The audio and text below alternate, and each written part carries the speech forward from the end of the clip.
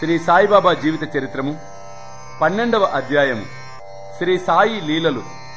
కాకా మహాజని, ధుమల్ లీడరు, నిమోన్కర్ భార్య, మూలే శాస్త్రి, ఒక డాక్టర్, వీరి అనుభవములు.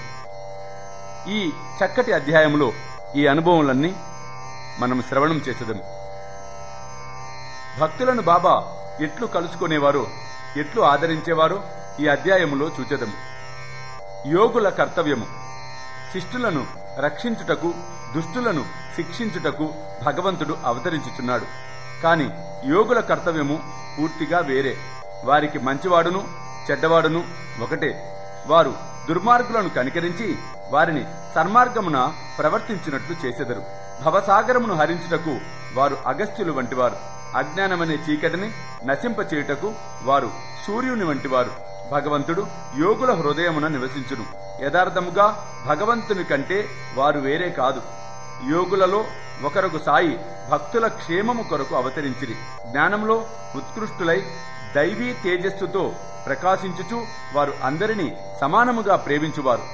వారికి దేనియందు అభిమానము లేకుండెను. శత్రువులు, మిత్రులు, రాజులు, ఫకీరులు అందరూ వారికి సమానమే. వారి పరాక్రమమును వినుడు. భక్తుల కొరకు తమ పుణ్యమునంతయు వేయపరిచి ఎప్పుడునూ వారికి సహాయం చేయుటకు సిద్ధముగా నుండువారు. వారికి ఇష్టము లేనిచే భక్తులు వారి వద్దకు రాలేకుండిరి. వారి వంతు రానిదే వారు బాబాను స్మరించువారు కారు. వారి లీలలు కూడా ఎరిగి ఉండరు. అట్టివారికి బాబాను చూచుటకు ఎట్లు బుద్ధి పుట్టును? కొందరు బాబాను చూడవలెను అనుకొనిది. కాని బాబా మహాసమాధి చెందులోపు వారికి అవకాశము కలుగలేదు.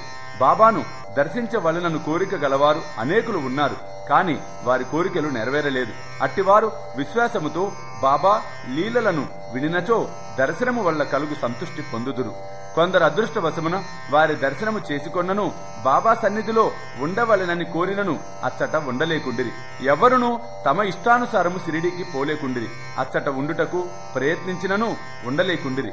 బాబా ఆజ్ఞ ఎంతవరకు కలదో అంతవరకే వారు షిరిడీలో ఉండగలిగిరి. బాబా పొమ్మనిన వెంటనే షిరిడీ విడువవలసి వచ్చుచుండెను. కాబట్టి సర్వము బాబా ఇష్టముపై ఆధారపడి ఉండెను. కాకా మహాజని. ఒకప్పుడు బొంబాయి నుండి కాకా మహాజని షిరిడీకి పోయెను. అచ్చట వారము రోజులుండి గోకులాష్టమి ఉత్సవమును చూడవలెను అనుకొనెను. బాబాను దర్శించిన వెంటనే అతనితో బాబా ఇట్లనిది, ఎప్పుడు తిరిగి ఇంటికి పోతున్నావు? ఈ ప్రశ్న విని కాక ఆశ్చర్యపడెను. కాని జవాబునివ్వవలసి ఉండెను. బాబా ఆజ్ఞ ఎప్పుడైనా అప్పుడే పోయేదను అని కాకా జవాబిచ్చెను. అందులోకి బాబా ఇట్లని చెప్పెను, రేపు పొమ్ము. బాబా వాక్కు ఆజ్ఞతో సమానం కావున అట్లే చేయవలసి వచ్చెను.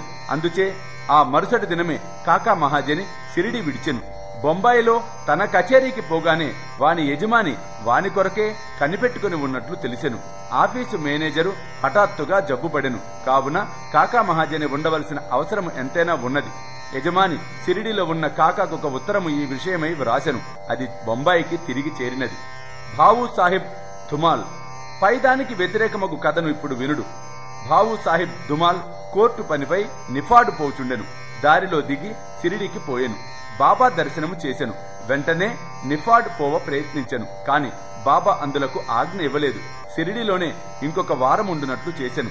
ఈలోగా నిఫాడ్ మెజిస్ట్రేటుకు కడుపు నొప్పి వచ్చి కేసు వాయిదా పడెను. తరువాత ధూమల్ నిఫాడుకు పోయి కేసుకు హాజరగుటకు సెలవు పొందెను. అది కొన్ని నెలల వరకు సాగెను. 4 మెజిస్ట్రేట్లు దానిని విచారించిరి. తుట్టతుదకు ధూమాల్ దానిని గెలిచెను. అతని కక్షిదారు విడుదలయ్యెను. నిమోన్కర్ భార్య. నిమోన్ గ్రామపు వతనుదారును గౌరవ మెజిస్ట్రేట్ నగు నానా సాహెబ్ నిమోన్కర్ షిరిడీలో తన భార్యతో ఉండెను. ఆ దంపతులు తమ కాలమంతయు మసీదులోనే గడుపుచూ బాబా సేవ చేయుచుండిరి. బేలాపూర్లోనున్న వారి కుమారుడు జబ్బుపడెను. బేలాపూర్ పోయి బాలుని అతడి బంధువులను చూచి అక్కడ కొన్ని దినములు ఉండవలెనని తల్లి నిశ్చయించుకొనెను. కాని ఆ మరుసటి దినమే తిరిగి రావలెనని భర్త చెప్పెను. ఆమె సందిగ్ధములో పడెను. ఆమెకు ఏమి చేయుటకు తోచలేదు. ఆమె దైవము శ్రీ సాయినాథుడే ఆమెకు సహాయపడెను. బేలాపూరుకు పోవుటకు ముందు ఆమె బాబా దర్శనముకై వెళ్లెను. అప్పుడు బాబా సాటేవాడ ముందర నానా సాహేబు మొదలగు వారితో ఉండెను. ఆమె బాబా వద్దకు పోయి సాష్టాంగ నమస్కారములు చేసి బేలాపూర్ పోవుటకు ఆజ్ఞ నిమ్మని వేడుకొనెను.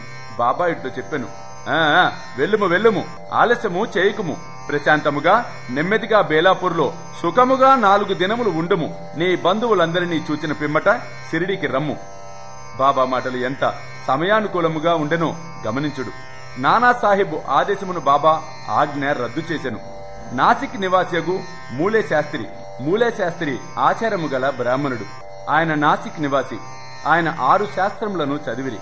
ఆయనకు జ్యోతిష్యము సాముద్రికము కూడా బాగుగా తెలియను. అతడు నాగపూర్ కోటీశ్వరుడగు బాపు సాహెబ్ బుట్టిని కలుసుకున్నటకు షిరిడీకి వచ్చెను. బుట్టిని చూచిన పెదప బాబా దర్శనముకై మసీదుకు పోయెను. బాబా తన డబ్బుతో మామిడి పండ్లను కొన్ని పలహార వస్తువులను కొని మసీదులో ఉన్న వారందరికీ పంచిపెట్టుచుండెను. బాబా చిత్రముగా మామిడి పండును అన్ని వైపులా నొక్కుచుండెను. దానిని తినువారు నోట పెట్టుకుని చప్పరించగానే రసమంతయు నోటిలోనికి పోయి తొక్క టెంక వెంటనే పారవేయుటకు వీలగుచుండెను. అరటి పండ్లను ఒలిచి గుజ్జును భక్తులకు పంచి తొక్కలు బాబా ఉంచుకునేవారు. మూలే శాస్త్రి సాముద్రికము తెలిసిన వాడగుటచే పరీక్షించుటకై బాబా చేయిని చాచుమని అడిగెను. బాబా దానిని వినక 4 అరటి పండ్లను ఇచ్చెను. తరువాత అందరూ వాడా చేరిరి. మూలే శాస్త్రి స్నానం చేసి మడిబట్టలు కట్టుకొని అగ్నిహోత్రము మొదలగునవి ఆచరించుటకు మొదలెడెను. బాబా మామూలుగానే లెండి తోటకు బయలుదేరెను. మార్గ మధ్యమున ఘేరు సిద్ధం చేయండిరా, ఈనాడు కాషాయ వస్త్రం ధరిస్తాను అని బాబా అనెను. ఆ మాటలెవరికీ బోధపడలేదు. కాసేపటికి బాబా లెండి తోట నుంచి తిరిగి వచ్చెను. మధ్యాహ్న హారతి కొరకు సర్వము సిద్ధమయ్యెను. మధ్యాహ్న హారతికి తనతో వచ్చేదరా అని మూలే శాస్త్రిని బుట్టి అడిగెను. సాయంకాలము బాబా దర్శనము చేసుకొనేదను అని శాస్త్రి బదులు చెప్పెను. అంతలో బాబా తన ఆసనముపై కూర్చుండెను. భక్తులు వారికి నమస్కరించిరి. హారతి ప్రారంభమయ్యెను. బాబా నాసిక్ బ్రాహ్మణుని వద్ద నుంచి దక్షిణ తెమ్మనెను. బుట్టి స్వయముగా దక్షిణ తెచ్చుటకై పోయెను. బాబా ఆజ్ఞ అతనికి చెప్పగానే అతడు ఆశ్చర్యపడెను. తనలో తాను ఇట్లనుకొనెను, నేను పూర్తిగా ఆచారవంతుడను, నేనెందులకు దక్షిణ ఇవ్వాలి? బాబా గొప్ప యోగి అయి ఉండొచ్చుగాక, నేను వారిపై ఆధారపడి ఉండలేదే. గొప్ప యోగి వంటి సాయి ధనికుడకు బుట్టి ద్వారా దక్షిణ అడుగుటచే అతను కాదనలేకపోయాను. తన పూజ ముగియక ముందే వెంటనే బుట్టితో మసీదుకు బయలుదేరను. తాను పవిత్రుడని అనుకొని మసీదు అట్టిది కాదని బాబాకు దూరముగా నిలుబడి పువ్వులను బాబాపై విసిరెను. హఠాత్తుగా బాబా స్థానములో గతించిన తన గురువగు గోలవ్ స్వామి కూర్చొని ఉండెను. అతడు ఆశ్చర్యపోయాను. అది ఒక స్వప్నమా అని తలిచెను. కాని అతడు జాగ్రత్తావస్థలోనే ఉన్నప్పుడు స్వప్నం ఎట్లగును? అయితే వారి గురువు అతడికి ఎట్లు వచ్చును? అతని నోట మాట రాకుండెను. చైతన్యము తెచ్చుకొని తిరిగి ఆలోచించెను. కాని తన గురువు మసీదులో ఎందుకు ఉండును అని భావించెను. తొదకు మనస్సందిగ్ధములన్నీ విడిచి మసీదు పైకెక్కి తన గురువు పాదములపై పడి చేతులు జోడించి నిలబడెను. తక్కిన వారందరూ బాబా హారతిని పాడిరి.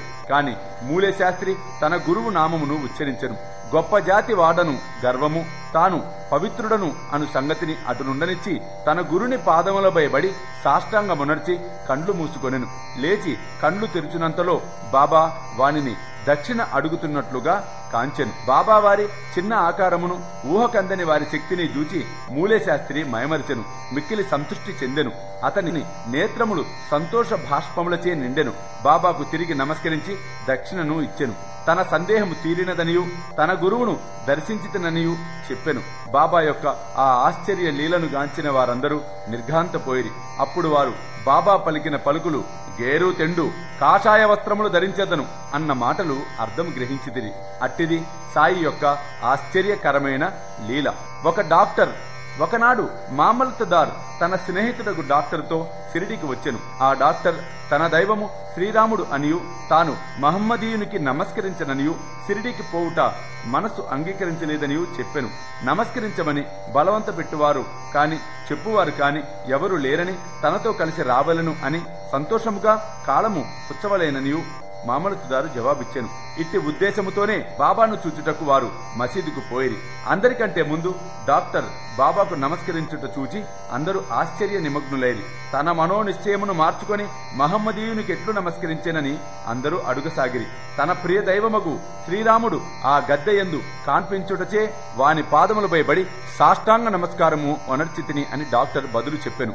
అట్లనున్నంతలో తిరిగి సాయిబాబానే అచ్చటగాంచెను. ఏమీ తోచక ఇది స్వప్నమా ఏమి, వారు మహమ్మదీయుడెట్లు, వారు గొప్ప యోగ సంపన్నుల అవతారం అని నుడివెను.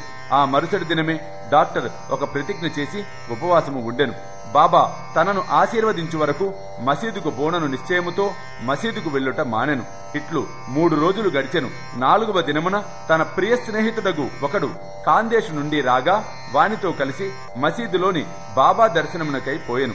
బాబాకు నమస్కరించిన పిమ్మట ఎవరైనా పిలువగా తాను వచ్చెనా ఏమి అని బాబా అతనిని ప్రశ్నించెను. ఈ ప్రశ్న వినుసరికి డాక్టర్ మనస్సు కరిగెను. ఆనాటి రాత్రియే నిద్రలో బాబా ఆశీర్వాదము అందుకొనెను. గొప్ప ఆనందము అనుభవించెను. పిమ్మట తన గ్రామమునకు పోయెను.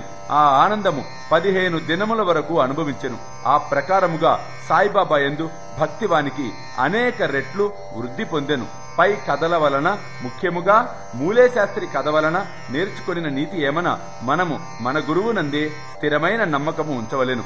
దానిని ఇంకెక్కడికి మార్చకూడదు. వచ్చే అధ్యాయములో మరికొన్ని సాయి లీలలు చెప్పెదను. ఓం నమో శ్రీ సాయినాథాయ. శాంతి శాంతి శాంతి. 12వ అధ్యాయము సంపూర్ణము. సర్వం శ్రీ సాయినాథార్పణమస్తు.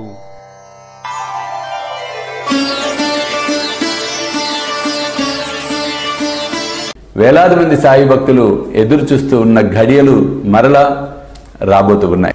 స్వామీజీతో షిరిడి యాత్ర సెప్టెంబర్ 5 గురువారం నాడు బయలుదేరతాం. సెప్టెంబర్ 6, 7, 8 షిరిడిలో వేలాది మంది సాయి భక్తులతో ఈసారి ప్రపంచవ్యాప్తంగా ఉన్న సాయి భక్తులందరినీ కూడా మేము ఇన్వైట్ చేస్తున్నాం ఈ గొప్ప కార్యక్రమానికి. కాబట్టి మీరు నాతో రావాలి, ఈ యాత్రలో పాలు పంచుకోవాలి అనుకుంటే త్వరితగతిన కింద కనిపిస్తున్న ఫోన్ నెంబర్స్ కి ఫోన్ చేసి మీ టికెట్స్ రిజర్వ్ చేసుకునే ప్రయత్నం చేయండి.